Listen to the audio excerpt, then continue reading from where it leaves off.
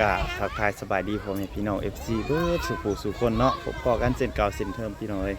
กับเบาตายบรรยากาศยามเช้าเนาะมื้อนี้เฮาก็มาทางโรงเรียนคือเก่าพี่น้องเลยมาทำภารกิจเฮาให้สำเร็จเนาะเพราะว่าภารกิจที่ยังค้างคาอยู่นะพี่น้องเอ้ยตั้งแต่ก่อนพุ่นเลยเนาะตั้งแต่รอบก่อนพุ่นแหละพี่น้องแต่ก็ยังบ่สำเร็จเถื่อเลยมื้อนี้ก็ได้กลับมาจากไทยแล้วได้กลับมาจากไทยกับพอดีว่ามีโอกาสเวลาเราก็เลยสิมาสืบต่อเหตุภารกิจให้สำเร็จเนาะทางผู้ใหญ่ใจดีเพิ่นมอบหมายมาให้พุ่นทางกรุงเทพพุ่นแหละพี่น้องเอ้ยคือพี่ปุ๊เนาะพี่ปุ๊เป็นให้เสื้อผ้ามาแต่งวดก้อนๆพุ่นแหละพี่น้องเอ้ยยังบ่ทันได้แจกจ่ายให้น้องๆนักเรียนเนาะคือว่าห้องน้ำเฮาก็สำเร็จแล้วพี่น้องเอ้ยแต่ว่าเฮาก็ช่วงหน้าก็เดินทางไปประเทศไทยก่อนเนาะเลยว่าบ่ทันได้แจกได้หยังพี่น้องเอ้ยเอานำกันเนาะมื้อนี้ก็สิพามาเบิ่งแล้วก็รีวิวห้องน้ำให้เบิ่งเลยเนาะทุกคนมีน้องวิกบูมกับไม้สวัสดีถ้าแม่ก็มาคือกันพี่น้องเอ้ยผู้สร้างหนักผู้แหละเอาไปเบิ่งห้องน้ำเฮาว่าเป็นจังไดเนาะทุกคนสำหรับห้องน้ำที่ว่าเฮ็ดแล้วสำเร็จเรียบร้อยแล้วก็เพิ่นว่าใส่ดีอยู่เพิ่นว่าโอเคอยู่เพิ่นว่า เด้ทุกคนก็ถือว่าสำเร็จเรียบร้อยไปแล้วจากนั้นก็ต้องขอบคุณผู้ใหญ่ใจดีFC ทางต่างประเทศและก็ในประเทศเนาะจากนั้นก็ขอบคุณเป็นอย่างสูงเนาะเอ้ยที่ได้ท่วมแห้งเนาะสร้าง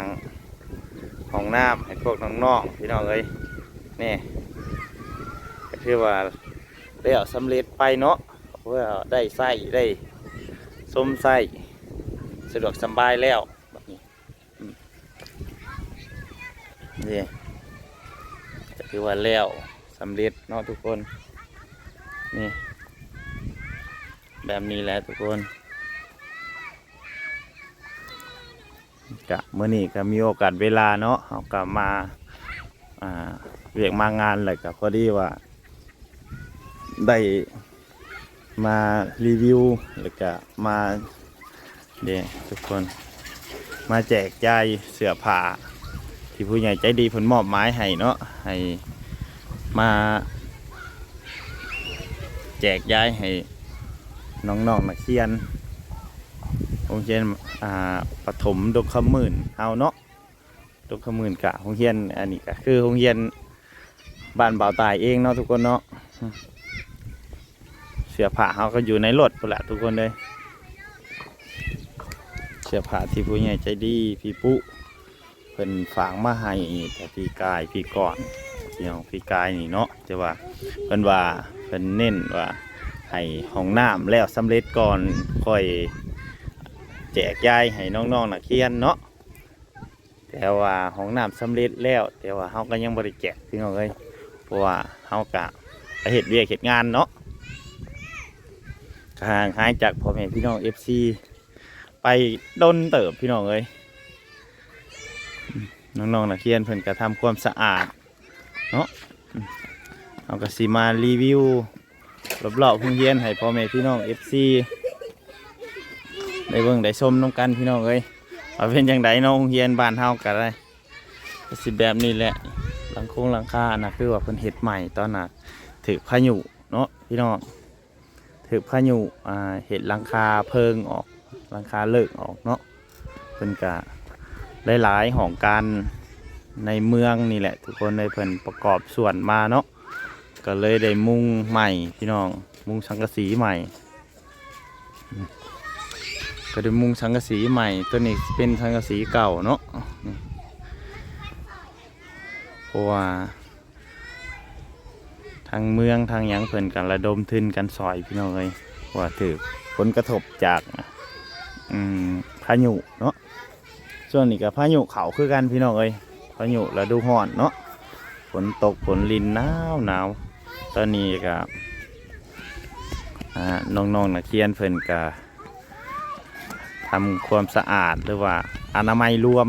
ทุกคนเลยกับทางเส้นทางผูกกระสียังมีอยู่ทางเส้นทางผูกกระมีเนาะนี่ก็จะเป็นทางหนาของเฮียนเด้อทุกคนเดี๋ยวครับนี่ทางหนาของเฮียนก็จะเป็นแบบนี้แหละทุกคนทางหลังก็จะติดกับถนนเนาะแล้วจะให้เบิ่งทุกคนนี่ก็จะเป็นแบบนี้เนาะเป็นแบบนี้แหละทุกคนเลยถ้าแม่เพิ่นก็มานำพี่น้องเลยดีพี่น้อง แต่น้องบิวบ่ได้มาเนาะน้องบิวก็สิน้องบิวบ่ได้มาพี่น้องเลยเพราะว่าบ่มีคนเผาเฮือนเนาะบ่มีคนอยู่เฮือนก็เลยบ่ได้มาพี่น้องอากาศก็เป็นหนาวพี่น้องเลยมันเป็นหนาวแบบคือ 2-3 วันก่อนเป็นร้อนๆแม่นเป็นร้อนจะหน่อยหนาวอยู่นี่เนาะทุกคนเสื้อผ้าเขากะอยู่ข้างหลังรถนี่แหละเนาะนี่ทุกคนนี่อันนี้เป็นเสื้อผ้ามันจะมีหลายไซส์หลายเบอร์เนาะทุกคนสำหรับเด็กน้อยสำหรับผู้ใหญ่แน่ทุกคนเลยนี่นี่ตัวนี้มี3 ถุง 4 ถุงเนาะทุกคนสายใหญ่คือว่าน้อยกว่าหมู่เพราะว่าสายใหญ่มันสำหรับผู้ใหญ่ใส่หมดเลยพี่น้องเลยสำหรับว่าเด็กที่ว่าใหญ่ๆเนาะที่ว่าเขาตัวใหญ่ตัวอย่างแหละทุกคนเลยเป็นกระหายมาคือกันแล้วก็ไซส์ S ไซส์ M ไซส์ L เนาะอันนี้ก็จะเป็นของน้ำตัวเก่าเพื่อนพี่น้องเลยก็ยังใส่งานอยู่คือเก่าแต่ว่าเพพังไปนำแหน่เลยเนาะต่อไปนี่ก็เป็นค่ายทหารเนาะทุกคนทางนั้นก็จะเป็นโครงการปลูกต้นไม้ปลูกนั่นนี่แหละพี่น้องเอ้ยกสิกรรมว่าสิซะเนาะรวมศูนย์อยู่หันเลยทุกคนนี่มาเบิ่งทางนี้ก็จะเป็นทางหลังของเฮียนเนาะก็คือที่เรารีวิวไปก่อนนั่นแหละทุกคนเลยแบบนี้แหละทุกคนเลยโรงเรียนก็แบบธรรมดาเนาะว่าโรงเรียนประถมพี่น้องประถมธรรมดาบ้านนอกว่าสิซะเนาะทุกคนโรงเรียนบ้านนอกก็สิแบบนี้แหละบอกคือโรงเรียนแถวตัวเมืองแถวในเมืองคือแถวกรุงเทพแถวนั้นเนาะว่าบ่าวตายก็เคยไปเห็นแหละทุกคนเลยบ่าวตายไปเห็นงานเห็นยังไงอยู่แถวบางพีสมุทรปราการเนาะอยู่แถวใกล้ๆวัดหลวงพ่อโตเนาะทุกคนแถวใกล้วัดหลวงพ่อโตแถวสนามบินเนาะครับพากัน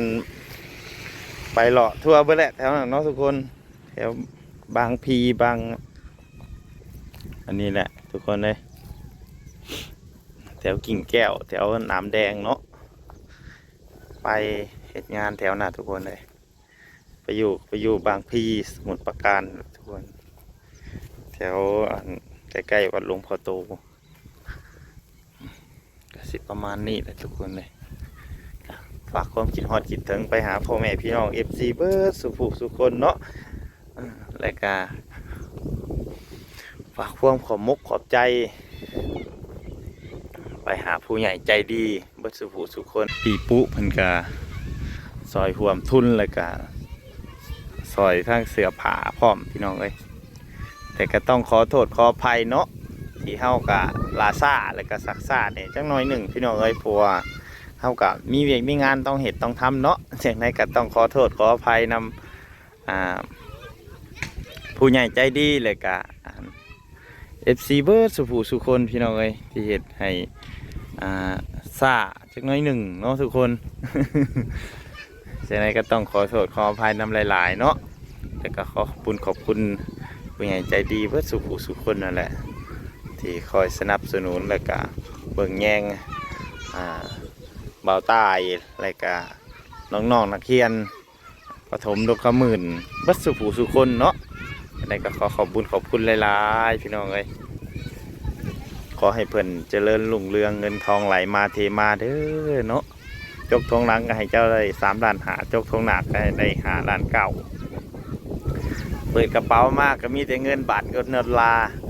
เป็นร้อยล้านผู้แหละเป็นเศรษฐี10,000 ล้านพันล้านผู้แหละเนาะเอาให้โชคให้มานกันเบิดสุขคนเด้อเนาะสุขภาพแข็งแรงอย่าเจ็บอย่าจนได้ใส่ได้จ่ายได้เปิดแล้วพี่น้องเลยโอ้น้องนักเรียนเพิ่นก็ดีใจทางครูอาจารย์เพิ่นก็ดีใจคือกันพี่น้องเอ้ยเป็นกาเฮาก็ดีใจคือกันที่ว่าได้เห็นน้องนักเรียนและก็ส่วนรวมได้ใส่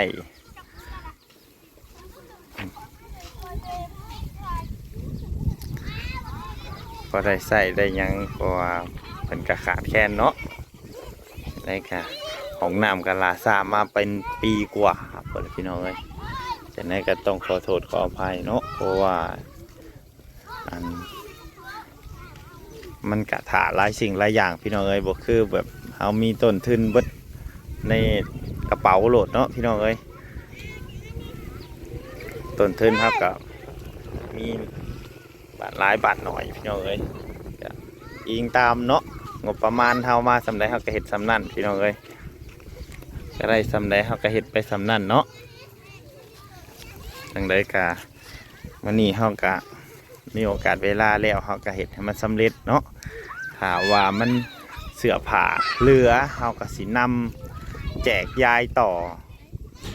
ให้คนที่เพิ่นทุกข์ยากหรือว่าคนที่เพิ่นขาดแคลน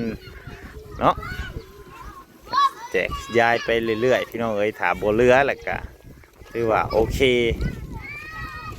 ถ้าเหลือเขาก็สินำส่งแจกยายส่งต่อตะกี้ว่าให้พี่คอนสวรรค์มาแจกน้ำเนาะแล้วก็คันว่ามันเหลือแล้วก็สิให้เพิ่นพาไปแจกใส่เพิ่นไปแจกต่ออีกแต่ว่าพี่คอนสวรรค์เพิ่นก็บ่ค่อยว่างพี่น้องเอ้ยเพิ่นก็ไปเฮ็ดเวียกเฮ็ดงานคือกันกับเบาตายเห็นแหละเนาะเอาก็ปกติบ่ว่าพี่น้องเอ้ยแต่ละคนก็ต้องมีเวียกมีงานต้องเฮ็ดแต่ละคนก็มีภาระเนาะก็บ่ว่ากันพี่น้องเอ้ยเพิ่นว่างเพิ่นอันนั้นเพิ่นก็มาเพิ่นบ่ว่างเลยก็เพิ่นบ่ได้มาก็บ่เป็นหยังพี่น้องเอ้ยเฮาก็เฮ็ดไปสิไปถาไปรอกันก็บ่ได้ตอนเฮามีเวลาว่างเพิ่นก็บ่ว่างตอนเฮาบ่ว่างเพิ่นว่างเนาะมันว่างบ่ตรงกันพี่น้องเอ้ยจังได๋ก็ต้องบ่ว่ากันเนาะเฮาก็เฮ็ดไปพี่น้องเอ้ยจังได๋ก็เพื่อบ่เป็นการเสียเวลาพี่น้องเอ้ยได้สำใดก็เฮ็ดไปทุกคนก็ว่าลูกหลานนักเรียนก็เพิ่นก็ดีใจพี่น้องเอ้ยที่มีผู้ใหญ่ใจดีก่อนอื่นหมดเนาะเฮาก็ดีใจเลยพี่น้องเอ้ย